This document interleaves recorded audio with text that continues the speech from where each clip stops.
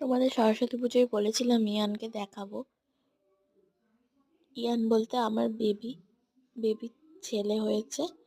তো আমি তোমাদের বলেছিলাম সরস্বতী পুজোয়, কিন্তু ওর গায়ে একটা অ্যালার্জি হয়েছিল তেল থেকে।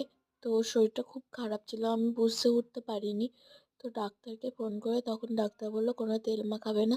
তখন চেক আপে গেছিলাম, তখন ওকে আর দেখাতে পারিনি। বেবিকে তোমরা দেখে নাও আর খুব খুব ভালোবাসা দিও, লাইক কমেন্ট শেয়ার করে দিও। কিন্তু ওরা সারাদিন ঘুমায়, তার জন্য তোমাদেরকে কোনো ভিডিও আমি সেভাবে দিতে পারছি না। এইটাই দিলাম, এটা করে রেখেছিলাম একটা। আর সরস্বতী পুজোর লুকে দিতেও পারিনি, ওর অ্যালার্জি বেরিয়েছিল ওষুধ খাইয়ে। এখন ঠিক আছে, ঘুম হচ্ছে ওকে খুব ভালোবাসা দিও তোমরা, লাইক